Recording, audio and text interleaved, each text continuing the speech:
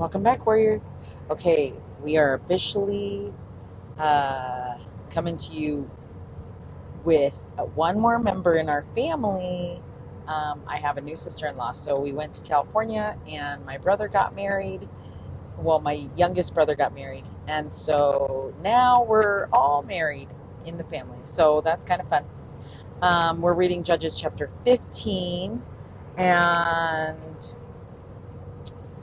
this is remorse and retaliation, which is really sad.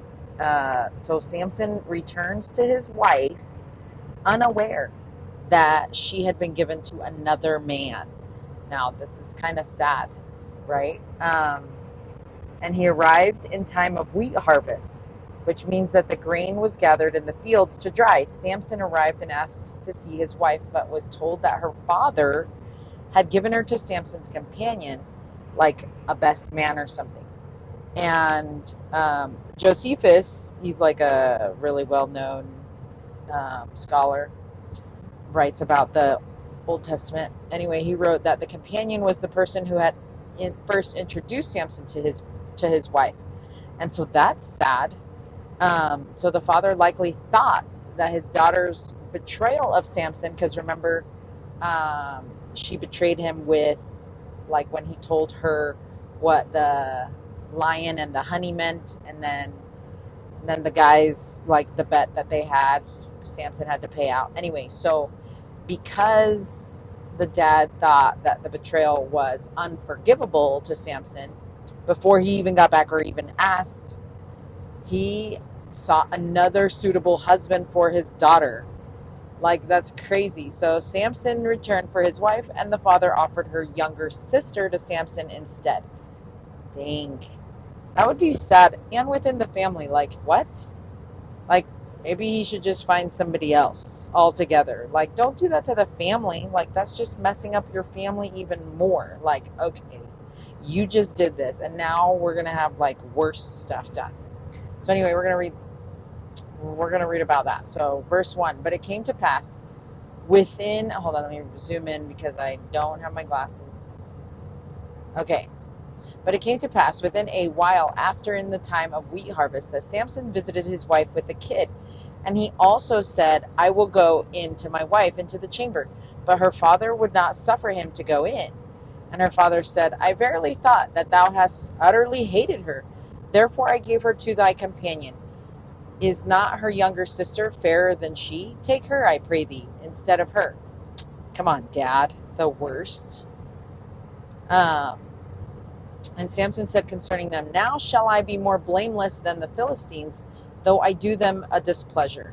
And Samson went and caught 300 foxes, and took firebrands, and turned tail to tail, and put a firebrand in the midst between two tails. And when he had set the brands on fire, he let them go into the standing corn of the Philistines, and burnt up both the stalks and also the standing corn, with the vineyards and olives. Then the Philistines said, who hath done this? And they answered, Samson, the son-in-law of the Timnite, because he hath taken his wife and given her to his companion. And the Philistines came up and burnt her and her father with fire. Wow, crazy. And Samson said unto them, though ye have done this, yet will I be avenged of you, and after that I will cease. And he smote them hip and thigh with a great slaughter, and he went down and dwelt in the top of the rock Edom. Okay, so seems like Samson got this revenge, and Samson caught 300 foxes, which would have been quite a thing to behold, right? Like, I've never even caught one fox. I don't even know what that would be like. And he took 2 foxes, tied their tails together, and put a torch on the tails, and lit them on fire. Okay, that's kind of wild. The foxes, some scholars suggest they were jackals. Then they would have run frenzied into the fields, and by doing so would have caught the dried wheat on fire, causing fires to destroy the Philistine fields. This destruction of their food would have been devastating for the Philistines, and when they learned that Samson was responsible for the fires, they sought punishment by taking his wife and her father and burning them with fire. Now, is it his wife or his ex-wife? Like, I don't even, is it the ex-wife? Do they do exes and stuff? I don't know. But then he smote them back, right? So then the Philistines went up and pitched in Judah and spread themselves in Lehi. And the men of Judah said, Why are ye come up against us? And they answered, To bind Samson. Are we come up to do him as he hath done to us? Then 3,000 men of Judah went to the top of the rock Edom and said to Samson, Knowest thou not that the Philistines are rulers over us? What is this that thou hast done unto us? And he said unto them, As they did unto me, so I have done unto them. And they said unto him, We are come down to bind thee, that we may deliver thee into the hand of the Philistines. And Samson said unto them, Swear unto me that ye will not fall upon me yourselves. And they spake unto him, saying, No, but we will bind thee fast and deliver thee into their hand, but surely we will not kill thee. And they bound him with two new cords, and brought him up from the rock. And when he came unto Lehi, the Philistines shouted against him, and the Spirit of the Lord came mightily upon him. And the cords that were upon his arms became as flax that was burnt with fire, and his bands loosed from off his hands. And he found a new jawbone of a donkey, and put forth his hand, and took it, and slew 1,000 men wherewith. And Samson said, With the jawbone of a donkey, heaps upon heaps, with the jaw of a donkey have I slain 1,000 men.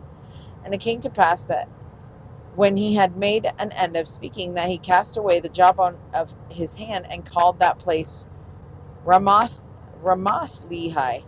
And he was sore athirst, and called on the Lord, and said, Thou hast given this great deliverance into the hand of thy servant.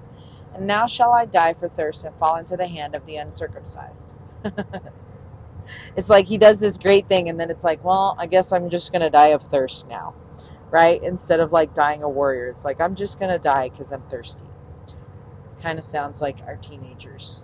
Okay, so to recap, the Philistines went after Samson, went up to the land of Judah. When they arrived, the men of Judah asked why they had come, and their answer was to bind Samson. 3,000 men of Judah went to Samson in order to bring him to the Philistines. This shows at least two things.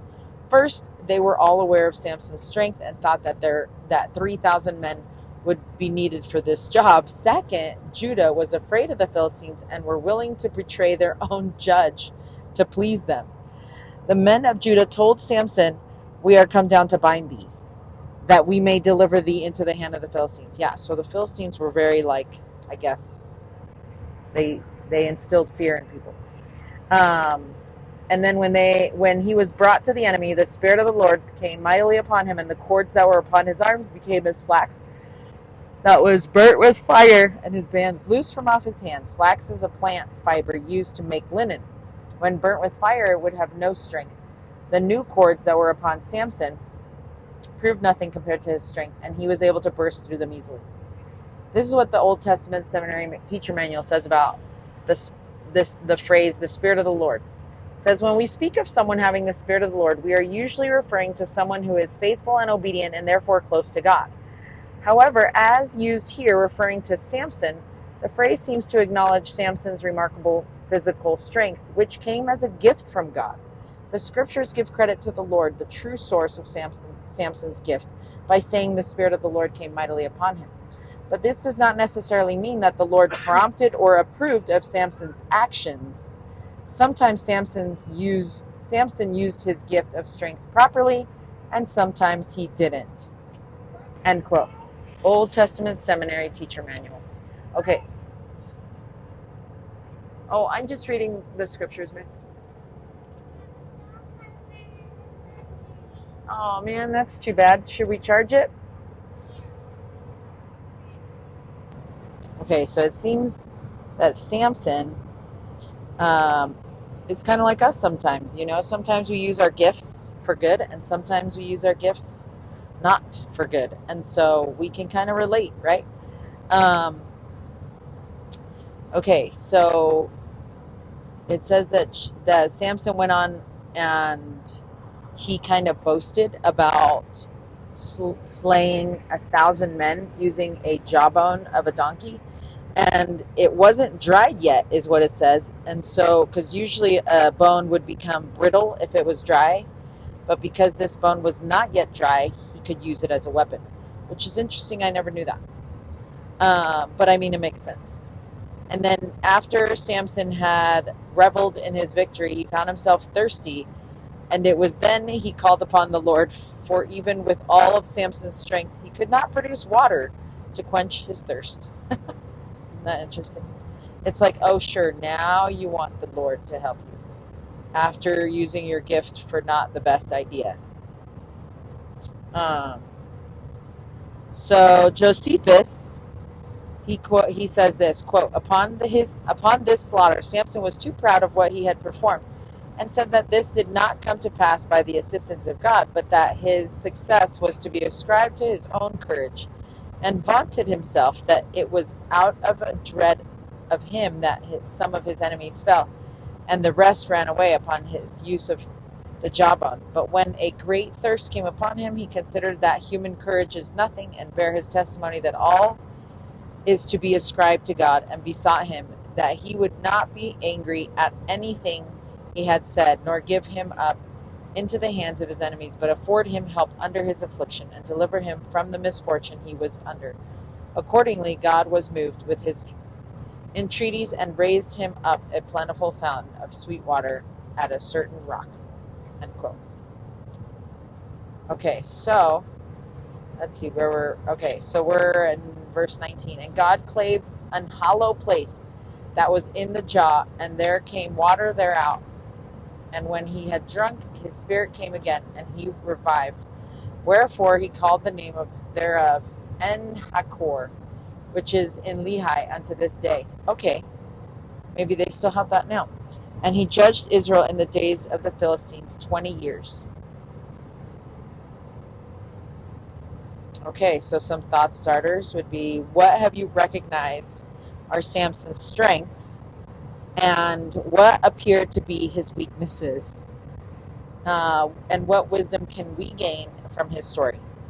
Okay, until Judges chapter 16, stay strong, warrior.